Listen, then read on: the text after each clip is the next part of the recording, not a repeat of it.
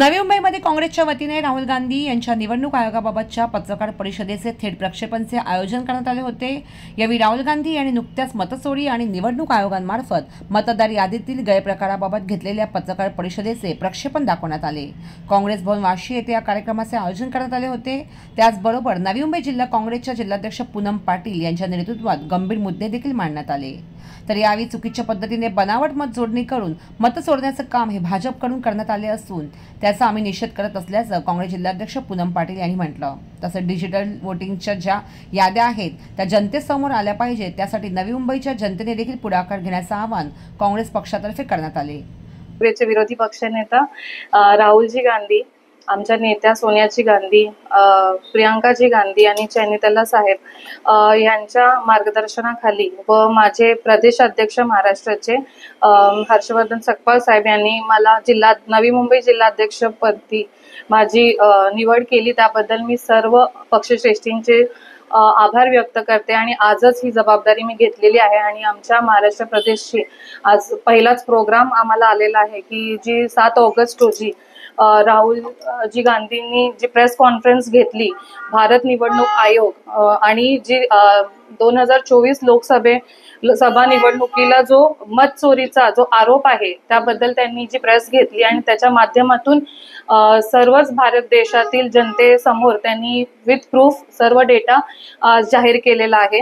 आणि मला त्या अनुषंगाने इतकंच म्हणायचं आहे की मत चोरी ही झाल्याने जी सत्ता इथे आहे ती नक्कीच खोट्या पद्धतीने इथे आहे। कारण ज्या लोकांनी खरोखर समाजसेवा करून कित्येक वर्षापासून जे समाजसेवा करतायत त्यांना आज हार पत्करावी लागली आणि या खोट्या पद्धतीने जे लोकांची काय समाजाशी काय जास्त हे नसताना देखील त्यांची निवड आज झालेली आहे। तर अशा खोट्या पद्धतीला राहुलजींनी प्रेस कॉन्फरन्सच्या माध्यमातून जाहीर डेटा त्यांचा दिलेला आहे। त्याच्यामध्ये मुख्य जे मुद्दे होते त्यांनी जे मांडलेले होते तर त्याचा उदाहरण म्हणून जे कर्नाटकातील जो मतदारसंघ आहे महादेवपुरा ह्याच्यामध्ये जो एक विधानसभेचा क्षेत्र आहे बँगलोर सेंट्रलचा, त्याच्यामध्ये त्यांनी जो डेटा दिला त्याच्यामध्ये त्यांनी दाखवलं की कशा प्रकारे जी चुकीच्या पद्धतीने 1 लाखहून अधिक म्हणजे 1,250,000 बनावट मत जोडणी तिथे करण्यात आलेली आहे। याचा फायदा हा भाजपाला झालेला आहे आणि याचा नुकसान काँग्रेस पक्षाला झालेला आहे। तर राहुलजी गांधींनी जो पुराव्यासहित दिलेला होता त्याच्या माहितीच्या आधारे त्यांनी अनेक वेळा डिजिटल मतदार यादीची मागणी केली होती आणि निवडणूक आयोगाने ती कधीच त्यांना दिलेली नाही आणि त्या संदर्भात त्यांनी अनेक चुकीचे त्यांना कारणं दिली। जे आपण फॉर एक्झाम्पल की 5:30 नंतर गर्दी वाढते, आपण बघितलं की 5:30 नंतर इतकी गर्दी नसते, तर हे सगळे कारण देऊन त्यांनी सीसीटीव्ही फुटेजेस देखील जे डिलीट केलेले आहेत। आपण बघितलं की 2024च्या लोकसभा इलेक्शनमध्ये त्यांनी महाराष्ट्रामध्ये जेवढे सीसीटीव्ही होते ते 45 डेज मध्ये डिलीट केलेले होते आणि त्यांना जी मतदार यादी जी डिजिटल मागितली होती त्यांनी ती न देता एक पेपर म्हणजे 7 फीट यांच्या जे पेपरच्या याद्या त्यांनी दिल्या की त्याचा अभ्यास करणं खूप कठीण होतं, ते पॉसिबल नव्हतं की एक मॅन्युअली आपण त्यांना किती लवकर आपण त्याचा अभ्यासपूर्वक त्याचा स्टडी करू शकतो। तर त्यांनी ते पेपर्स पण दिले होते, ते नॉन मशीन रिडेबल होते। म्हणजे मला इथे हा प्रश्न राहुलजींनी हा प्रश्न उपस्थित केलेला की म्हणजे का निवडणूक आयोग ह्या पेपर्सना प्रोटेक्ट का करतोय? ही प्रॉपर्टी भारत देशाची आहे, मतदार याद्या या भारत देशाची प्रॉपर्टी आहे आणि याच्यावर आपल्याला प्रत्येक जनतेला त्याचा अधिकार आहे त्या जाणून घेण्याची की कशा पद्धतीने त्याचा कारभार होतो। तर या सगळ्या गोष्टी ज्या राहुलजींनी मांडल्या प्रेस कॉन्फरन्समध्ये त्यांनी ह्याचा देखील पुरावा दिलेला आहे की त्याच मतदारसंघामध्ये ज्या इलेक्शन कमिशनरनं जो डेटा दिला त्याच्यामध्ये 40,009 असे अवैध पत्ते आहेत। फॉर एक्झाम्पल जसे एकाच पत्त्यावर त्यांनी अनेक जसा घर क्रमांक 0 तर अशा अनेक म्हणजे 40,000 असे फ्रॉड ऍड्रेसेस त्यांनी त्याच्यामधून सिद्ध केलेले आहेत। आणि हे चुकीच्या पद्धतीने त्यांनी ऍड्रेसेस, त्याचबरोबर 14,132 अवैध फोटोज, म्हणजे आपण बघतो की मतदार यादीमध्ये कशा प्रकारे फोटोज डिलीट झालेले आहेत आणि एकदम मायक्रो लेवलचे फोटोज आहेत की ते कोणालाच ओळखता येणार नाही. तर असा फ्रॉड झालेला आहे. आणि 6 नंबरचा फॉर्म जो होता तो फक्त 18 ते 25 वयोगटातील वोटर्सना असतो.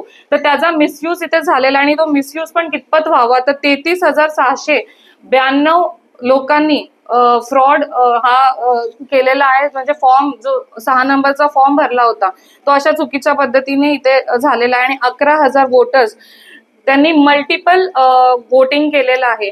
तर अशा सगळ्या गोष्टी राहुलजींनी डेटा सहित, प्रूफ सहित जाहीर केलेला आहे. आणि काँग्रेस पक्षाने ही हेराफेरी उघड केलेली आहे. निवडणूक आयोगाला डिजिटल मतदार याद्या ज्या मागितल्या होत्या त्या त्यांनी लपवल्या आहेत, त्या देत नाहीत.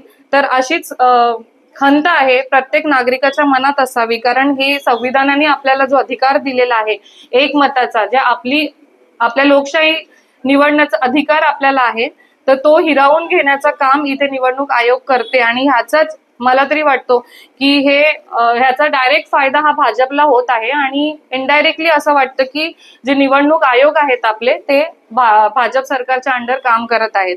आणि अजून एक उदाहरण द्यायचं म्हणजे जी शकून राणी होती, ज्यांनी वोटिंग केलं, त्या 70 वर्षाच्या होत्या. त्यांनी देखील हा 6 नंबरचा फॉर्म मिसयूज केलेला आहे आणि त्यांनी एकाच बूथवर 2 वेळा त्यांनी वोटिंग केलेली आहे. तर अशा प्रकारे अनेक असे एक्झाम्पल्स राहुलजींनी दिलेले आहेत.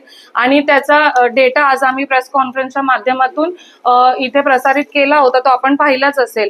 सीसीटीव्ही फुटेज डिलीट केलेले आहेत. आणि महाराष्ट्रामध्ये जरी आपण बघितलं की 5 वर्ष मतदार नोंदणी झाली नव्हती, तितक्याहून अधिक 5 महिन्यामध्ये त्यांनी नोंदणी केली. 8% जे नोंदणी झालेली आहे ते आपल्याच देशाच्या आपल्याच स्टेटच्या मुख्यमंत्री यांच्या मतदारसंघामध्ये झालेली आहे. तर अशा अनेक गोष्टी घडलेल्या आहेत आणि नक्कीच ह्याचा डेटा राहुलजींनी सादर केलेला आहे. मला इतकंच म्हणायचंय की ज्या चुकीच्या पद्धतीने निवडणूक आयोग कोणाच्या तरी अंडर काम करतो, ईडी, सीबीआय यांचा दबाव यंत्रणांचा वापर करून या सगळ्या गोष्टी इथे घडत आहेत. पण आम्ही ऍज अ काँग्रेस या प्रत्येक गोष्टीला न घाबरता, जसं आमच्या राहुलजी गांधी जशी आम्हाला ताकद दिलेली आहे लढण्याची, ते विरोधी पक्षनेता असताना आज त्यांनी हीच भूमिका घेऊन आज आंदोलन केलं. आणि त्या आंदोलनामध्ये 300हून अधिक सांसद तिथे उपस्थित होते आणि त्यांनी पोलिसांची परमिशन घेतली होती. फक्त परमिशन नव्हती म्हणून त्यांच्यावर दडपशाही करण्यात आली आणि ते न घाबरता त्यांना ताब्यात घेतलं. पण ते घाबरणार नाही, अशाच पद्धतीने त्यांचा अजून आवाज मोठा होईल आणि आमच्या पक्षाचा आवाज त्यांच्या बरोबर राहील. आणि प्रत्येक क्षेत्रामध्ये जिथे जिथे ते आम्हाला काम करण्याची संधी देतील तिथे आम्ही त्यांचा आवाज पोहोचवण्याचं काम करू. मी काँग्रेस पक्ष जी निवडणूक प्रक्रियेमध्ये पारदर्शकता व निष्पक्षतेसाठी लढत आहे आणि लढत राहणार. नवी मुंबईतील जनतेला देखील मी इतकंच आवाहन करेन की कोणाला न घाबरता प्रत्येक आपला जो अधिकार आहे त्या अधिकाराने निवडणूक आयोगावर दबाव टाकून जे आपले डिजिटल मतदार याद्या आहेत त्या सार्वजनिक व्हाव्या यासाठी काँग्रेस पक्ष पुढे आलेला आहे. आपण देखील त्यांच्यावरती जर दबाव टाकला तर नक्कीच हा जो प्रश्न आहे तो सुटेल आणि पुढील भविष्यात अशा ज्या मतचोरीचे जे कट कारस्थान जो रचला गेलाय तो कुठेतरी थांबेल. धन्यवाद. वार्तांकन ब्युरो रिपोर्ट, वाशिम.